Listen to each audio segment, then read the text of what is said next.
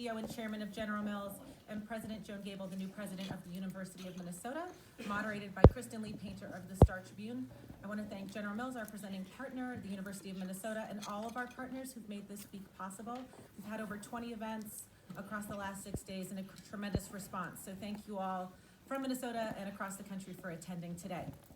The way today will work is we'll have a conversation for about 35 minutes or so, and then our speakers have generously offered to take questions from the audience. So we're going to try something a little bit different where you can text us your questions.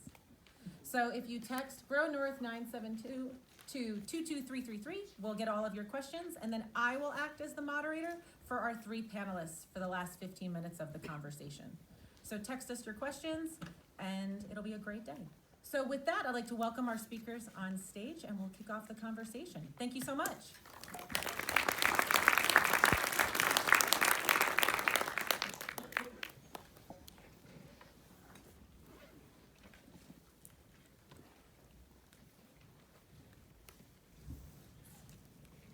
Nice catch. Yeah.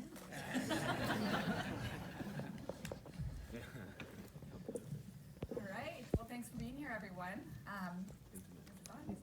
Can you hear me? Okay. So obviously we've got a couple of heavy hitters here today, and we have a pretty loose conversation set here. So I think it'll be dynamic and wide-ranging, and who knows where it's going to take us. So with that, Jeff and Joan, thank you for being here. Yeah, thank you.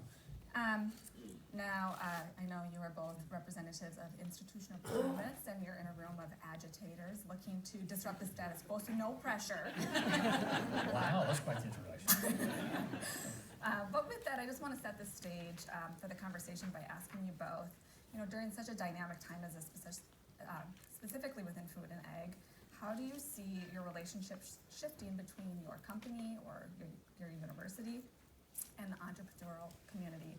And kind of the second part, choose to answer if you wish, is just what, if you had to name a single change within food and ag that is most directly affecting your organization, what would that be?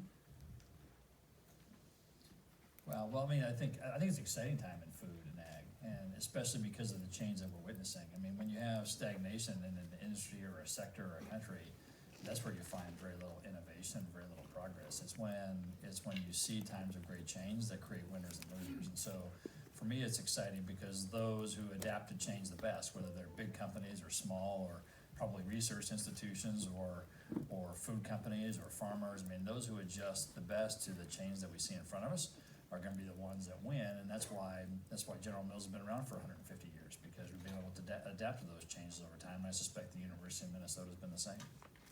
Yeah, I would second that, sort of the other side of the same coin. We've been around for 168 years, but higher ed's been around. I mean, we would sometimes date ourselves back to the early universities of the 11 and 1200s, and not that much has changed in that entire period of time, if you think about it. And so it's clearly across the board in higher ed a time of change and disruption, some of which is absolutely necessary, some of which is more challenging than others.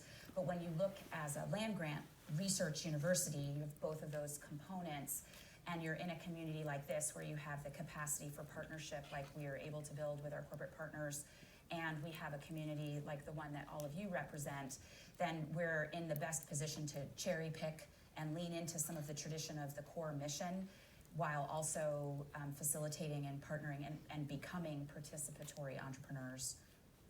I think one of the when you asked that question originally, one of the things that you mentioned, you talked about behemoths and then agitators, and I think that sometimes there's a misperception that it's a them versus us, that it has to be someone wins and someone loses, and I get that question from investors all the time when they talk about retailers, and retailers have to win and we have to lose, or vice versa, or small companies are winning and big companies are losing, or it doesn't really, and it really, if you want to make progress, it really can't be them versus us.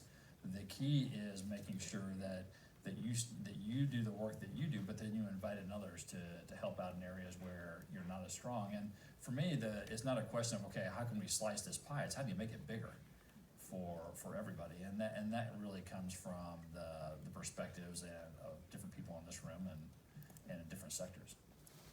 I'll co-sign on that with a sort of a little bit of a twist, which is in higher ed, one of the things we talk about, particularly from the research side and with innovation being one of the normal byproducts or outcomes of research is that we have to be more interdisciplinary, that we've been incentivized for these hundreds of years to be in our silos and develop a depth of expertise over the course of decades of study that makes you the expert in the thing that you're the expert in, and opening your perspective or your process for collaboration is one of the things that we assume we have to do. And I think we've gotten a lot better at that. We have work to do, but we've gotten a lot better at that. But one of the things around interdisciplinarity or transdisciplinarity is also working with different people or different entities than we used to work with before. So our thought on what it means to be community engaged or have corporate engagement or have partners is evolving very quickly. And I think that those two go hand in hand, and that's where you're going to see some of the biggest change, certainly for those of you who partner with us or think of perhaps doing so. I think that's where you're going to see a lot of change. They're going to answer all my questions before I get to ask. I do want to ask you both, I think about Minnesota specifically. I think as I mentioned back there, I'm glad that neither of you are originally Minnesotans, but you have different durations here. Jeff's been out here a little longer. Joan, you've been put through the test, so I know you've been all over the state. But I think that offers a really unique insider-outsider perspective to the food and ag ecosystem here. And so I think that, Minnesota maybe doesn't always get the credit for being, a food hub in the U.S. It's not the first place that people say when you ask, what are the biggest food hubs in the United States? And I'm just wondering, in your assessment, both of you, what do you think Minnesota's actual position is? Like, be really honest, what is our position within the global food landscape? How could it better use its existing strengths, or what's it doing right?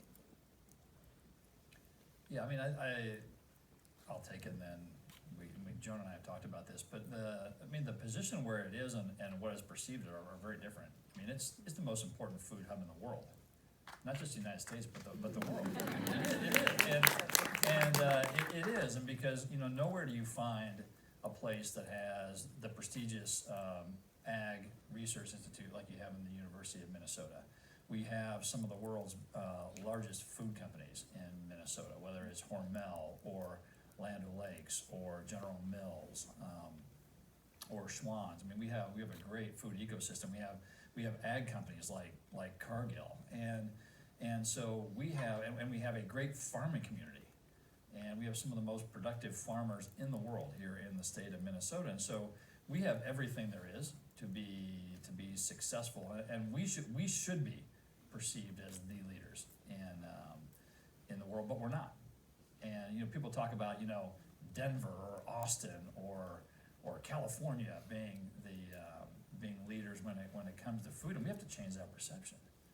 And it's one of the reasons I think probably we both wanted to be here today is because we have everything going for us. Mm-hmm. We have everything going for us, and the key is really about how to put it all together. Yes. And I will add to that, just in a somewhat self-serving way, that we also have the unique ability, because your university is both the land grant and the flagship and a system. And that is sort of a vocabulary that's somewhat specific to those of us who work at the university. But what it means is that we provide the full portfolio of partnership and research expertise that would normally be distributed. And sometimes distribution is a good thing. I think in finding a research partner, ability to focus is a good thing. And so we can work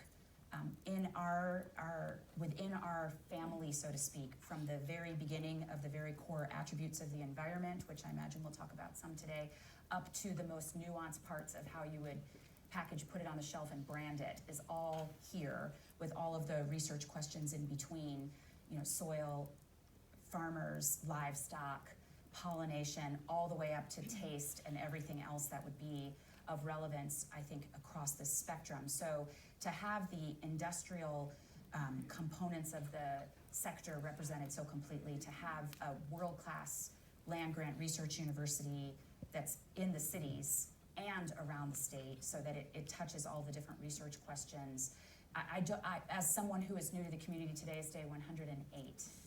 I'm counting, but thank you. But I don't understand why. That may be something worth discussing when we have the time. was gonna ask Jeff, do you have any idea of why it's not perceived that way? I mean, you travel around the world, the country, and you talk to people. Any ideas as to why Minnesota is not perceived as, one of the elite food hubs? Yeah, I think it has everything to do with one of the greatest strengths of Minnesota. And even though I wasn't born here, I've been here for 25 years, and I love Minnesota, and my family loves Minnesota. And one of the great strengths of Minnesota is its humility. And I think that's true of General Mills. I suspect that's true of the University of Minnesota and some of our great institutions here. But I think as a classic case, and humility is great because it helps you to partner better with others. But it doesn't really enable us to get our story out as much as other people do. I can speak for General Mills in this sense that we do more for sustainability than almost any other food company in the world, and is witnessed by our standing in the Dow Jones Sustainability Index. We're one of the top 5 in the world, but we don't tell that story a lot because we don't like to tell our story about that to others. But it's really important that we do. And so I think it has a lot to do with that. And it feels to me as though we also have a number of very successful institutions in their own right. And I mentioned a few of them earlier. And when you have a lot of folks that are that successful, you can get into parallel play pretty fast because you've been so successful. But these are different times, and they call for different things. So whether there's connections among the university and people like General Mills, or General Mills and the entrepreneurial community here in the Twin Cities, I think this time for collaboration is ripe for us. But I think that has a lot to do with it. I think you segued it really nicely into a question I have specifically for Joan here. Being new in the president's office, so you've got a clean slate here as the newly appointed president of our state's university, and I'm just hoping you can maybe expound a little bit in terms of your vision for your relationship with the university, your relationship with the entrepreneurial community, maybe the business community as a whole. Just maybe ways that you aspire to maybe change the dynamic of the relationship between your position and those groups since you've taken the helm. Sure. So actually, one of the reasons why I was so interested in the position is because if you spend your career in higher education, and I have, and I should also mention that I came up through business school faculty, so my background is in an applied area and working in the business school arena and having people on my board who were from the C-suite or graduating students who aspired to be in. So there was both scientific and scholarly research, but there was also this very applied bent to it, as one sees in business schools and other professional schools on campus. And when you are looking for a home, or I shouldn't say when I was looking for a home professionally in higher education, the idea that you have a mission-driven institution was very important to me. And this university has not abandoned its land-grant core service mission like some world-class research universities have chosen to focus more on the world-classedness of it, sometimes at the expense of the access and state service of it. And I think we are uniquely bridging the two. I think actually that is our distinction. Plus, there is, in fact, also this metropolitan area that has tremendous titans of industry, and yet also an entrepreneurial ecosystem. Sometimes you have one or the other, and you all are in this space, so you know this as well or better than I do. And then you layer on that what happens in greater Minnesota. It's a very unique convergence of attributes that inspire very interesting research questions and very unique abilities to approach those questions and try to find solutions. But in the same way, it also allows us to take a very fresh approach to commercial questions, broadly speaking, how we evolve our industry forward. And there is a surprisingly high appetite for that, both entrepreneurially. This is what I'm seeing with our partners and what I knew those companies to be, because I occasionally graduated students who came to work for these companies, even though it wasn't here, and in the community writ large with just the startup culture. And so that's fun. It's fun to be in an environment where you're a participant and player and hopefully helpful facilitator in those kinds of conversations. And so what I would like to see change is I want more of that, ultimately. This question, I think, can go for both of you. And, I think in some ways the world is moving toward a more collaborative approach when it comes to some of the biggest challenges of our time. I think there is this broad recognition that no one entity can do it alone. At the same time, I think we would all probably agree in some ways we're more splintered than ever.